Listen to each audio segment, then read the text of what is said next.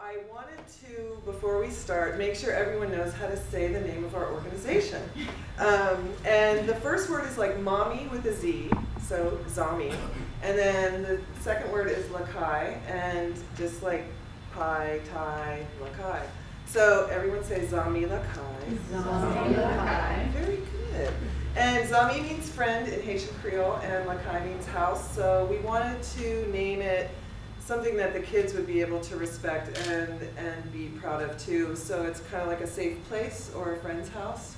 And we work with street children, and so they've had a hard time in Haiti depending on the political wind, and so a safe house seemed like a good name for our organization.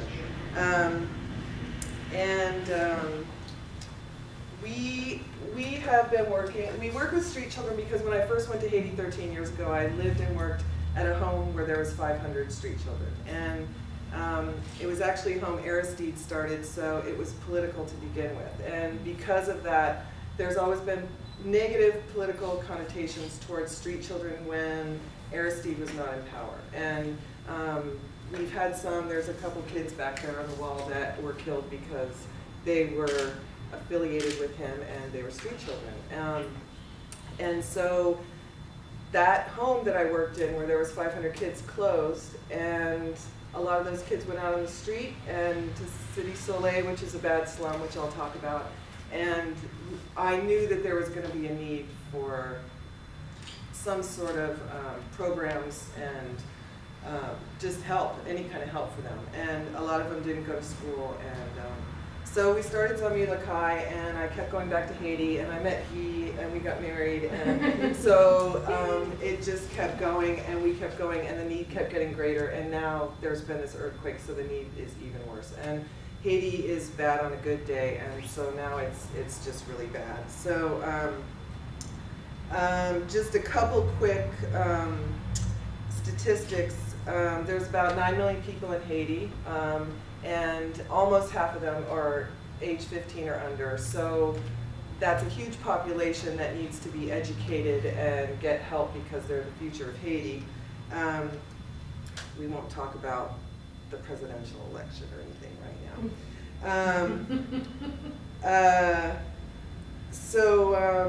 I have these notes to make sure I have everything. So we do a lot of different programs. We sponsor children to go to school.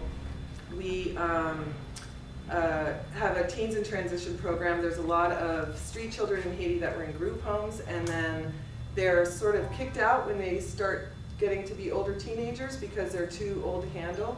And they're not ready, though, for the real world, and they're not ready for jobs yet. And so we have a program that helps them with trade school and rent and food and basic necessities. And and we work in Port-au-Prince and Jacmel. And Port-au-Prince, City Soleil, and Jacmel. Jacmel is in southern Haiti. You drive about a 3-hour drive through the mountains on the south. And I should have brought a map, but I didn't have a map. Has anyone here ever been to Haiti? No, okay. Just checking. And we also help with, we've started microloan programs, and some of that's been successful and some of it not, but we feel it's one of the most important things about working with people in Haiti, and especially the kids, as they're getting older, is to create jobs for them. And so any way we can try and do that that's important. And then we do the photography workshops. And we've been doing that ever since I first went to Haiti. I just thought I love photography. I thought it was something I could do, and I was documenting the kids myself and then teaching them photography. And some of the photos on the wall over here, the black and white ones, were taken with Tri-X film, with manual cameras. They learned shutter speeds and f-stops and shared cameras, and it was really cool. And we've done photograms and pinhole camera workshops. And then as we moved to other organizations and group homes, sometimes it was easier to do the color disposable cameras with film and stuff, just because it was easier. Now we're getting into digital, which is really exciting. We've been doing that last year and this year. So what I'm going to show you is we've been to Haiti January, February, and then again in April.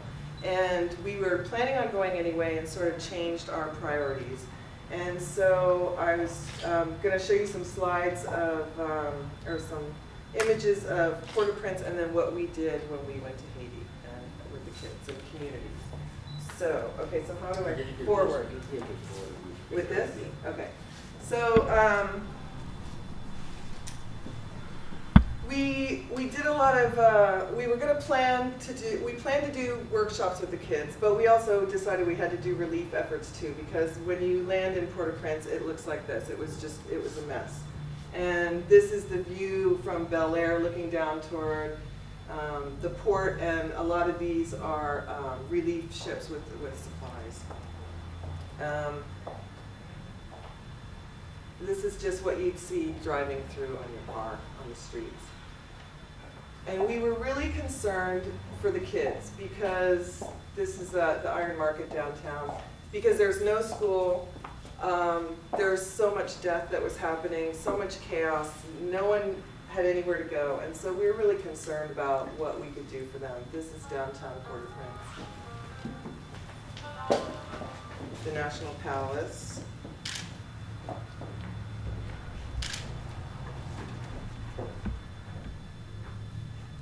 And a lot of the major churches were destroyed, which was just so sad. This is Sacré-Cœur Church. And this is Holy Trinity Church, and these are some amazing murals that were collapsed in the earthquake. That's the only piece left. And we sell Haitian art to fund our programs. So we know a lot of artists, and we travel all around to find artists, and we work directly with them. And Holy Trinity had an amazing craft shop, and we used to go there all the time to get some specific items. And when we went to visit it and saw it like this, we also noticed piles of rubble that someone had color coordinated to try and put back some of these murals. And there is organizations now starting to work on rebuilding some of the art that's just been destroyed in the earthquake. This is La Vie, where I lived and worked when I first came to Haiti. And in 2004, right after the Aristide coup, this is the main building right here, and it was completely looted. But now, since the earthquake, it's just completely destroyed. And it's been abandoned, but there's a lot of kids that lived there before and had nowhere else to go. So they gravitated back to this building because it's the only home they ever knew. And then they started having children of their own. And those are children that some of the children that we sponsor to go to school. So we go there and we help them with trade school. We help them with trying to figure out how to get jobs. And we sell things that they make, like crochet hats, and then help the kids, and we bring them food. And when we went to visit them after the earthquake, two of the young adults that we sponsor their children, their girlfriends were killed in the earthquake. And this is a building right next door to it that was going to be on the same property, that was going to be a hospital. And Aristide had started it, then when he was ousted, it never got finished, and then it fell down in the earthquake. And this is the front of the building, and more kids. And more of that group have been coming here to live because they're safer when they're together. This is just one of the tent encampments at, this one's in Jacmel. And this is how people are living all over Haiti right now. And a lot of our kids are living in these tent encampments too. And people have to bathe together, cook together, deal with people that they don't necessarily want to deal with, and it's all just one big group living situation, and it's pretty unsanitary. And these were taken, some of these February, April, and now it's been raining, so it's just really, really bad. The chains. And we work with a lot of artists in the southern town of Jacmel. They're known for papier-mâché masks and their carnival parades. And this guy is living in a tent. He's an artist, and he was working on his masks for Carnival. And one of the biggest disappointments was that there was no Carnival this year because of the earthquake. So imagine if you're an artist and you rent a house and you borrowed money from a loan shark or whoever to make these masks for Carnival. This is the one time during the year where you make all your money. Your house fell down in the earthquake. Your masks were ruined. You can't pay your loan back. Your children have nowhere to go, and you're in some nasty tent in, on an old soccer field somewhere. So that's the situation of some of these artists. And the other thing is these artists, these older artists in the community teach younger children their trade to pass the baton, and we work with a lot of those younger children as well. So it's a big community thing. Another tent encampment. This was the soccer field in Guy's old neighborhood. In progress. Yeah. There's a lot of soccer fields that got tent camps on them. This is Evan Sannon. He's a photographer that works for AP and a fixer, and I've known him for years and helped him with equipment over the years, and he's come to our photo workshops to help teach the kids because he's Haitian, and so he can tell them about his real life experience as a photographer. And this is his son, and they're living in a tent encampment because his house was collapsed in the earthquake. And this is City Soleil.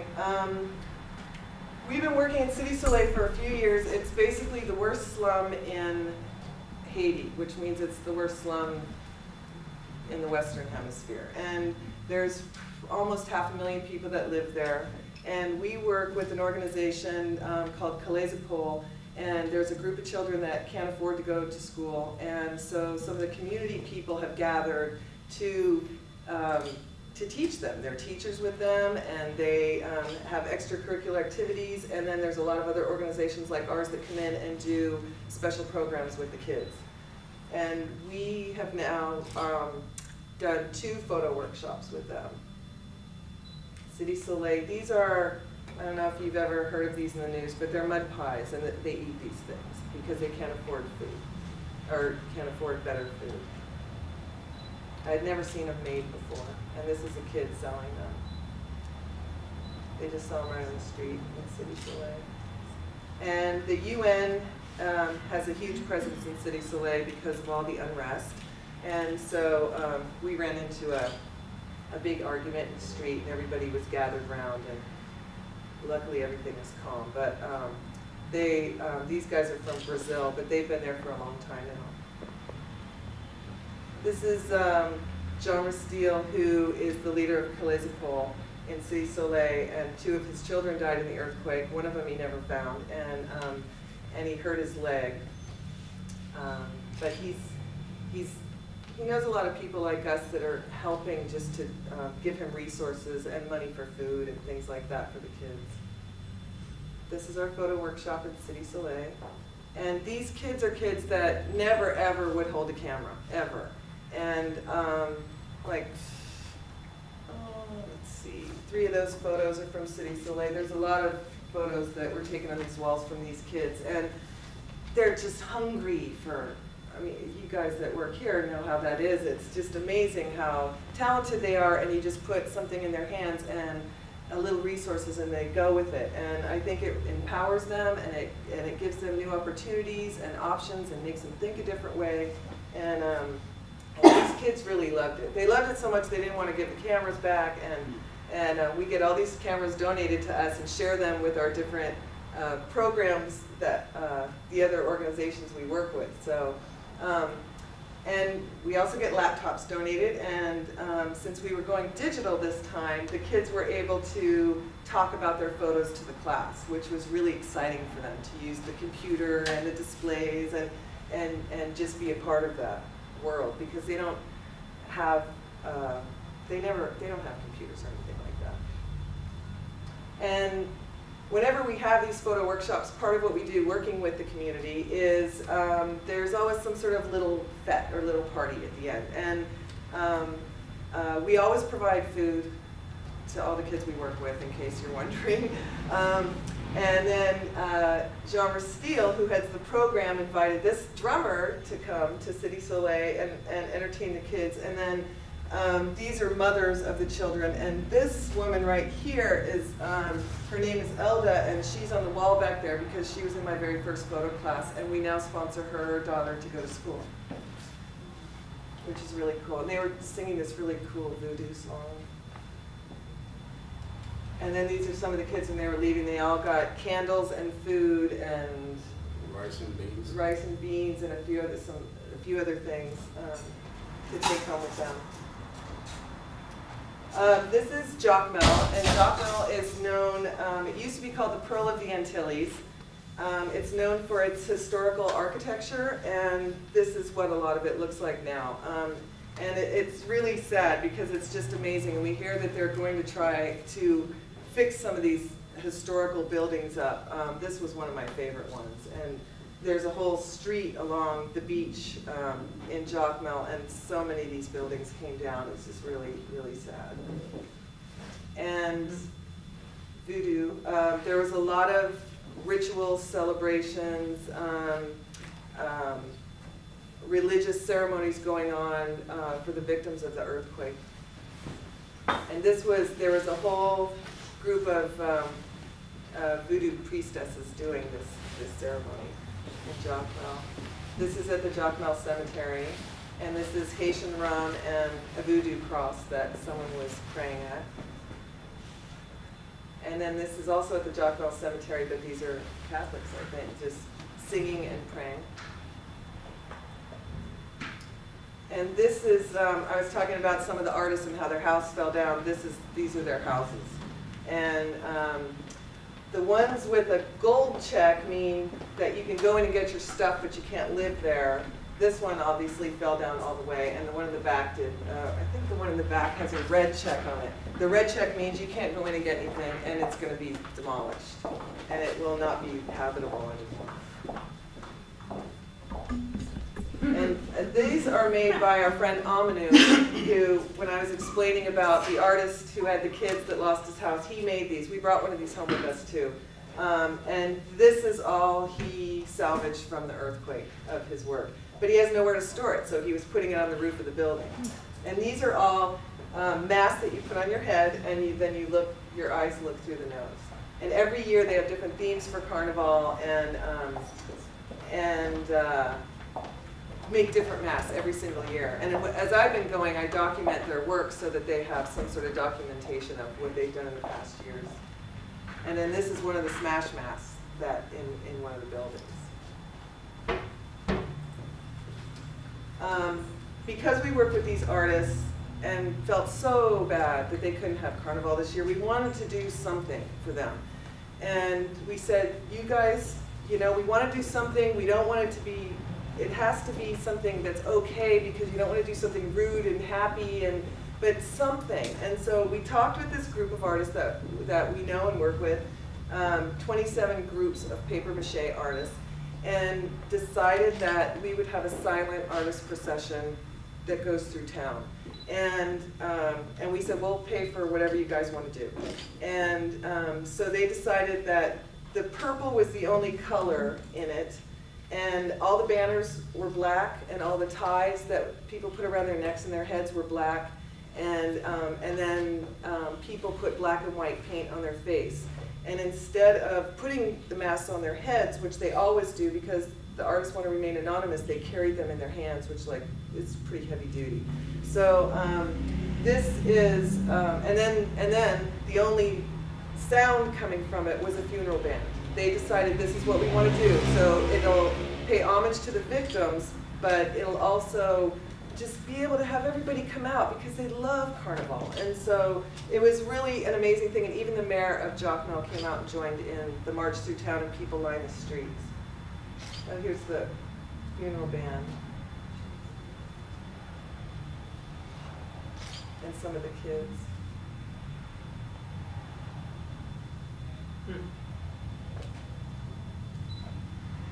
And they made us a banner too. It was so cool. 。 . 。 . 。 . 。 . 。 . 。 . 。 . 。 . 。 . 。 . . . 。 . . . 。 . . . . 。 . . 。 . . 。 . . 。 . 。 . 。 . 。 . 嗯。 . And And Carnival is it's such an amazing thing. So just to see them do this it was really beautiful. And it was a lot of people. And all through town, everyone walked all through town. And then at the end, this is the Jacmel Cemetery. After going all through town, and it was really hot. It was probably 3 hours long or something. And then everyone lined the side of the cemetery. And when we got to the cemetery, someone had pre-dug a grave. And all of the banners and the signs and the black ribbons were buried in a grave. So it was very symbolic. Bless you. These guys is this little Haitian hip-hop band, and 3 out of 4 of these guys lived at the Port-au-Prince group home in La Famille when I first went there. So I've known 3 of them since they were little boys. And now they live in Jacmel because an organization said, come to Jacmel and we'll set you up and you'll go to school and this and that. Well, they kind of pulled out on them. And so we help them now with school and trying to start businesses. And Wilkie on the far left crochets hats, and we sell his hats for him. And now he's teaching kids at another organization we work with how to make hats. And David is the first one with a son. But they made this earthquake song that was really cool. And it had this great beat and this great chorus. And the people filming, the young people filming them are from the Cine Institute in Jacmel. It's the only film school in Haiti, and actually there's like Paul Haggis has been there to help teach these kids. It's really well known. And they were incredible after the earthquake. The first, if you saw any videos after the earthquake, these guys were the ones that got it out, the footage. And so they were another organization we collaborated with, and they did a video on Trezo's earthquake song. And we went all through Jacmel filming. This is a tent camp at the main park in Jacmel. And we went all through town to shoot it. And then part of it, there's David right there. He's singing his solo, and that's his school. And we do know he's going back to school, but it's in a tent now, so I don't even know if they've cleared all that rubble yet. These now are from an organization we've worked with for over 6 years called Art Creation Foundation for Children. And a lot of these photos were taken by those kids. We've had 5 workshops with them, and the last 2, sort of 2.5, have been digital. And these were kids that would have been on the street. And this organization decided, because Jacmel is such an artistic town, they were going to give them art lessons, like for an hour a day. And they had this decrepit old building. Well, now it's built into, they're making their art, they're selling their art, we're selling their art. They all go to school, and they all get 3 meals a day. And now they have a foundation building. So they have a place, a gallery to put their stuff, a place to work, a place for visitors to come, and since the earthquake, they've also been sleeping there. And there were 60 kids before the earthquake, and now there's over 80 because of the needs. And so we work with these kids a lot, and they're making little paper mache birds right now. And so part of our concern is the kids. There's no school, there's no, what do you do to like keep the kids busy, make them do constructive things, fun things, work through their trauma. And so these kids were making art all the time. And it was getting out to other people. Beach balls were a huge hit, $1.99, and you make everybody happy. And they pack well, or 3 for $1.99 or something. And then the photo workshops. And we thought with the photo workshops, I don't know about any of you as photographers, but if you look through the lens, it's kind of different than if you're just looking at it. It is for me. And we thought giving them serious assignments, and because a lot of these were the tent encampments. One of the assignments was schools, one of them was the historical buildings, one of them was just rubble, one of them was parks. So we had different specific assignments to give them, and they knew all these other people were coming in, the foreign press, taking pictures, and then leaving. And Haitians know people do that and they make money, or it's not how they would do it. And so the kids challenged themselves to want to take better pictures than any of the foreign press that were coming to Haiti. So it was really cool. And we also had, there was also a group of photographers that came to Haiti. They were planning to do it before the quake, and they did it anyway. And they're scattered throughout the group shot, and they decided to come and work with us and the kids. And so they went out shooting with them, and we did some group critiques together and things like that. And I tell you, just having the kids know people out there are thinking about them, let alone doing all this stuff, it's a huge thing. We took them out to a field trip to the beach and the river, and there was not a crumbled house in sight, so it was kind of like a way to clear your head. And we also work with them, teaching them journalism skills about how to do captions. And they'd never done that before. And so in Creole, if you say who, what, when, where, why, it's Kijan, Kile, Kisa, Kibo. So Cillian right here is talking to Fedno, and this is Fedno who did the cool picture that's on all the postcards and stuff, and she's doing the Kile, to make sure that Fedno's asking all the right questions to his subject right here. And we had them work in teams, so one of them could write, one could shoot, one could talk, and one could, and they're covering, well, I'll get to that in the very end, there's some very exciting news about what they're doing. But they'd never done this on the computer before, looking at their stuff, making a decision, editing it, all that kind of stuff, and then adding a caption to it. And it was interesting.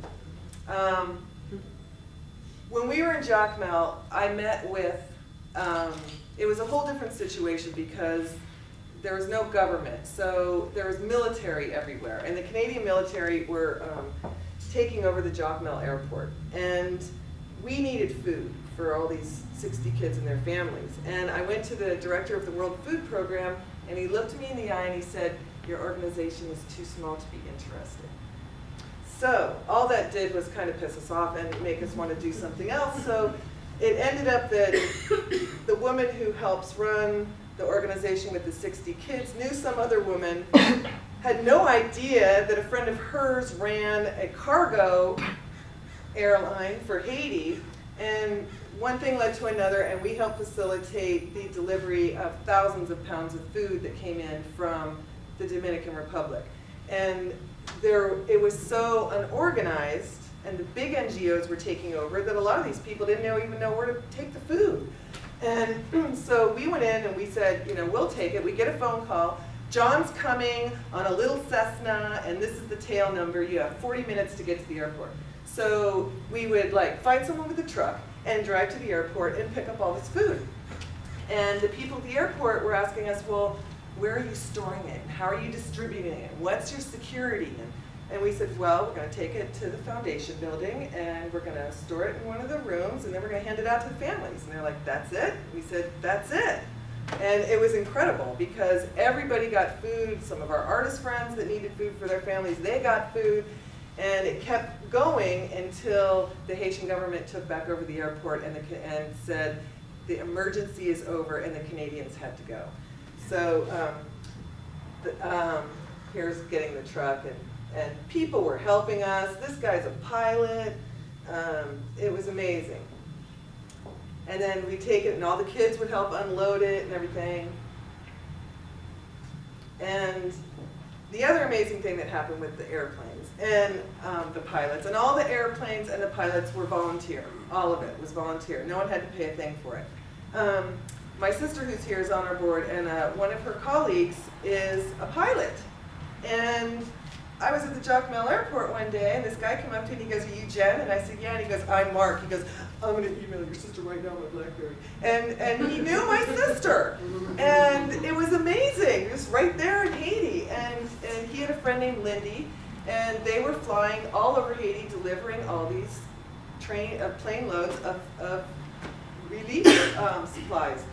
And so when we couldn't, we got our food situation taken care of. Okay, now what do we need? So Allison was like, "Jen, you know, what do you need?" And I said, "I want 60 tents."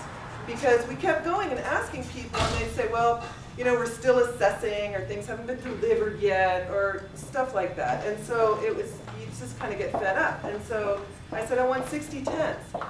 So like 4 days later, maybe it was a week later, Allison with a friend of hers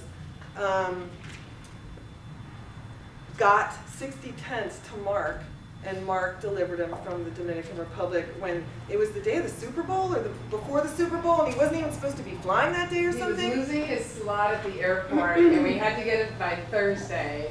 We had the tents coming down on Tuesday. Eureka tent did it at a wholesale price, very good price.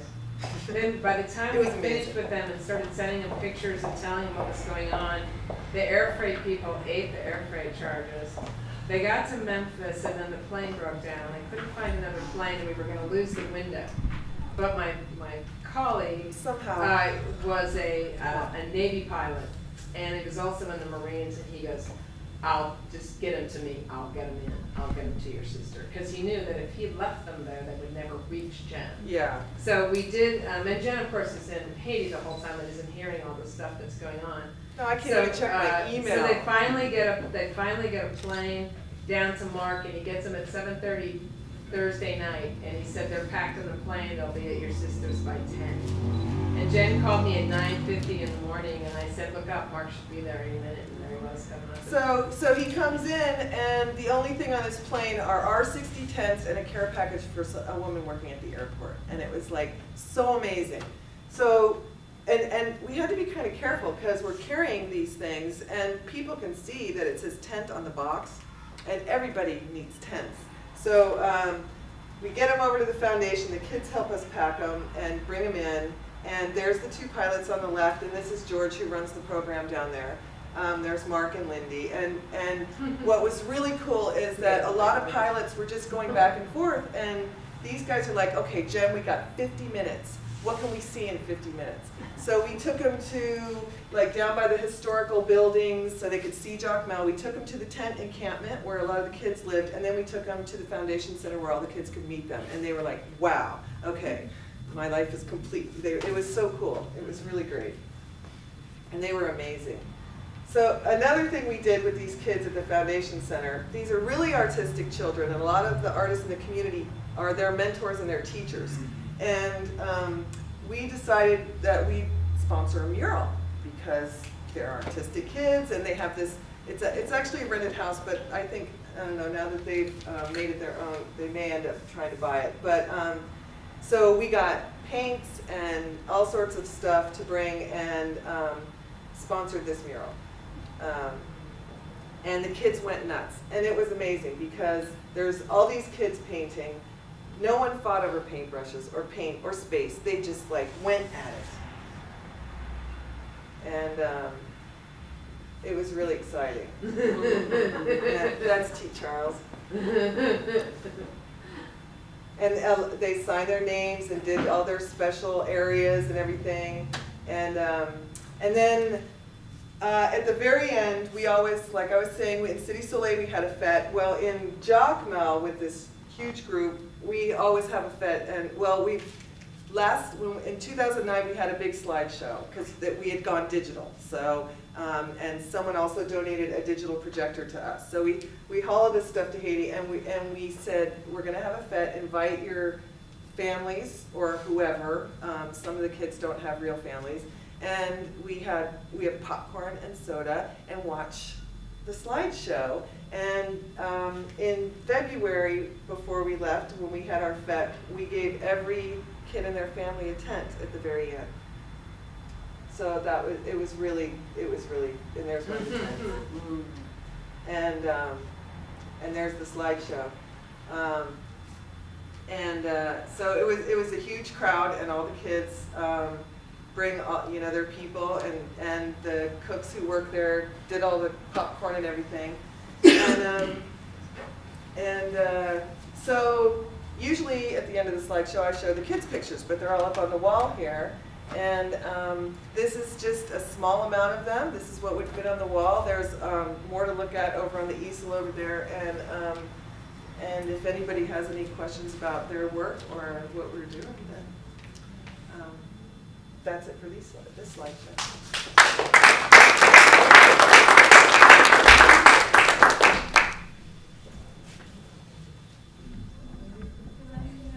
Can you talk a little bit about what's going on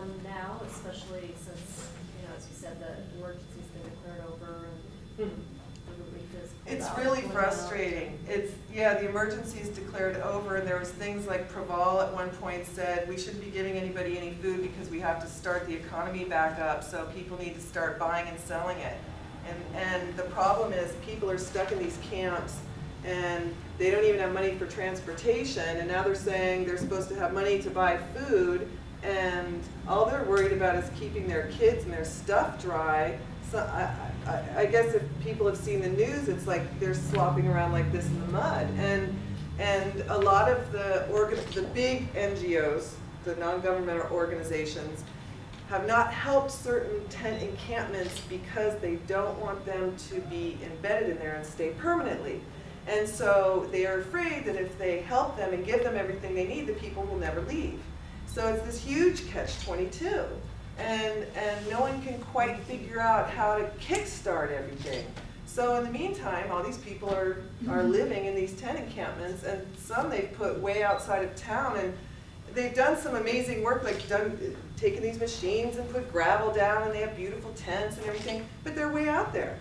They can't get into town to work. It costs money to take a a bus to get into work. And then a huge storm came and blew all the tents down. So it's really difficult. There's been a lot of pledges and not a lot of follow through. And it's gotten worse. It's just gotten worse. Tell the story about your kids and the Global Mail. Yes, the children the students in our photography programs, the one in Jacmel, it was just a fluke, knew somebody that knew someone from the New York Times, and they said, can you send us some stuff? The New York Times did a story on the silent artist procession on the Lens blog, and then found out about what we were doing with the kids, and so they published a story about them on the New York Times Lens blog, and it was like so exciting, and we're so proud of them. And we've gotten a lot of people that have seen that and contacted us because of that, including one of the foreign editors at Canada's Globe and Mail newspaper.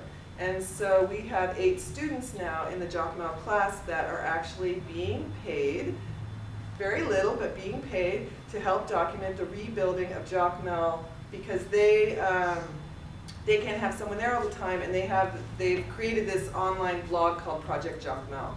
And so we have 8 students that we went down for a special training in April for that, and so they're helping document the rebuilding in specific assignment areas for the Globe and Mail. It's really, really cool.